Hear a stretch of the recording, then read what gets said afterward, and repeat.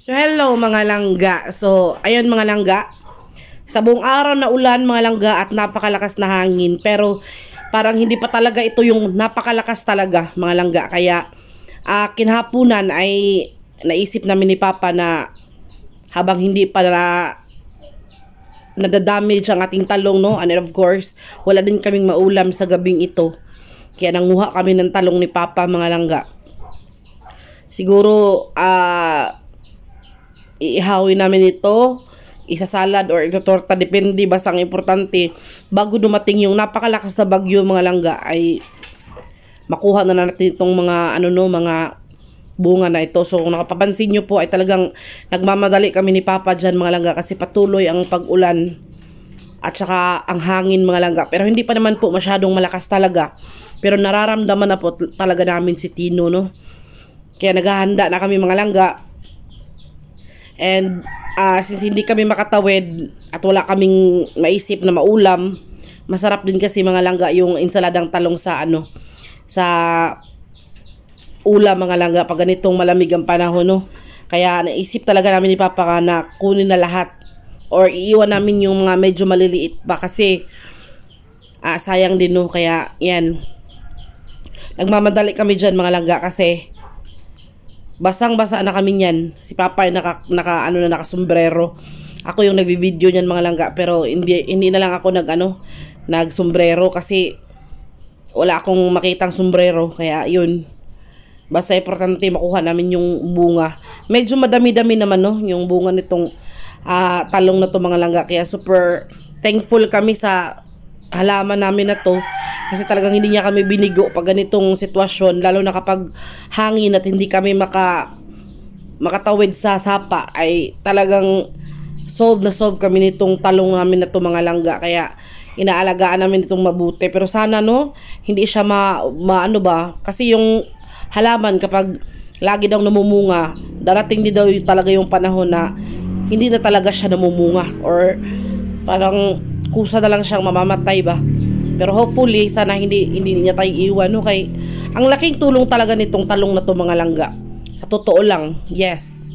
Sa mga panahon na yan mga langga, yung talong namin ay parang siguro dahil sa ulan, medyo nasira yung iba. Kaya yun, nakikita niyo yung ni Papa, yung hinawakan ni Papa, yung kalahati nun ay na donut ba? Nasira siya mga langga. Pero okay lang, no, kasi yung kalahati nun ay napakinabangan pa naman natin mga langga. So ito yung paghahanda namin, no, kasi panigurado sa gabi, mamayang gabi nito ay lalakas na naman ang ulan. So ayan, tingnan nyo po yung mga nakuha namin mga langga. Sobrang dami. Parang mga halos 2 kilo na yata ito mga langga, no? Medyo malalaki pa. Yung iba, hindi siya tumubo pero magulang na siya mga langga ba. Ibang pwede na siyang pitasin mga langga, no? So maya-maya niyan, fast forward tayo. Medyo madilim na yung paligid. Kaya nagmamadali tayo dyan na magsaing, no? Habang hindi pa dumating yung malakas talaga na hangin. So nandito pa kami sa labas mga langga, nagluto. Kay panigurado kapag maabutan na ng baha itong aming abuhan, hindi na kami makapagluto dito mga langga. Kaya siguro sa loob na lang kami ng bahay magluto.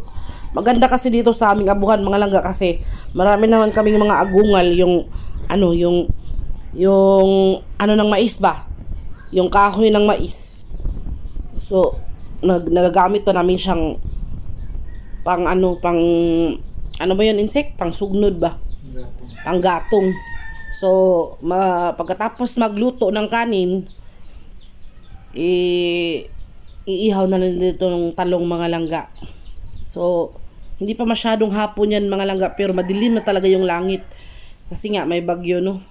So pagkatapos ng kanin, ayun, sinunod na namin yung talong sa pag ihaw. So sobrang busog talaga kami niyan mga langga. Then sakto dito din naghapunan si Jimar tsaka si Libby, yung kuya ni Insik. So kompleto kami. Si Inday Lucy lang yung wala. Andun kasi siya sa mga langga, Konsolasyon, sa kanyang boarding house. Kaya kami lang muna yung nandito. So hopefully safe din siya doon. Kasi hindi talaga biro si Tino, no. Hindi talaga biro itong bagyo. Pag bagyo talaga yung sumalanta, mga langga, wala tayong ligtas lahat. So, mabuti lang yung maraming pagkain sa kanilang pamamahay, maraming imbak na bigas at ulam, maganda yung bahay, yung matibay talaga, kasi hindi na kailangang lumikas. Pero, yung mga kababayan natin na maliliit lang yung bahay, nakakaawa talaga. Kasi panigurado, ililipad ni Tino yung mga bubong.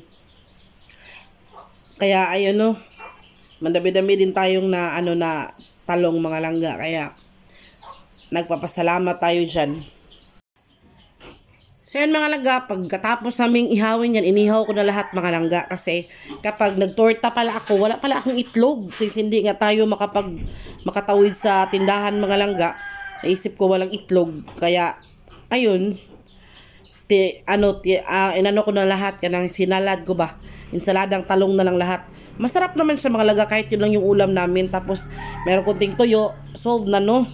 So ayan yung gabi, mga langga, kinaumagahan ito yung sitwasyon, mga langga. Sobrang lakas ng hangin tsaka ulan. Kahit nung kinagabihan, mga langga, nung pumasok na talaga yung bagyo, talagang hindi kami nakatulog buong gabi, mga langga, kasi alam namin na paniguradong masisira itong yung part ng aming bahay ay talagang masisira ba. Kasi yung yero ay namin na talagang natuklap siya ba. Yung yero pala namin sa abuhan, mga langga, yung natuklap. So hindi kami makatulog, mga langga, dahil sa lakas ng hangin tsaka ulan. Tapos nag-uuri din ako sa pamilya ko doon sa Bohol, mga langga. Alam nyo naman yung bahay namin doon, parang konting-konti na lang ililipad na yun ng hangin. Hindi pa nga tayo nakabangon kay Odette. Hindi ko pa nga na talaga yung, tingnan nyo yung papaya, no, natumba, mga langga. So hindi pa lang siya masyadong kita dyan, mga langga, pero in actual talaga dyan, napakalakas ng hangin, di ba? Natumba na yung mga namin sa ibang part ng bahay, mga langga. Kaya alam ko na hindi talaga biro yung bagyo, no. Kaya worry din ako sa bahay namin doon sa Bohol, mga langga. Like what I've said, hindi pa nga namin naayos talaga yung nasira nung Odette. Tapos ngayon naman, heto na naman, pumasok na naman si Tino. Ito na yung parang pare-pareho daw yung lakas. Parang nafe-feel ko na pare-pareho yung lakas kay Odette, mga langga. Kaya nag-worry talaga ako. Nakikita nyo ba yan, mga langga? Yung mga kawayan dyan, talagang umano halos sa lupa, mga langga, dahil sa lakas ng hangin. Tapos hindi biro talaga yung takot namin ba. Mabuti na lang hindi nasira itong aming bahay. Medyo matibay-tibay din itong aming bahay, mga langga. Kaya thankful din kami kay Lord na wala talagang wala talagang nangyaring masama, or hindi talaga kami pinabayaan ba.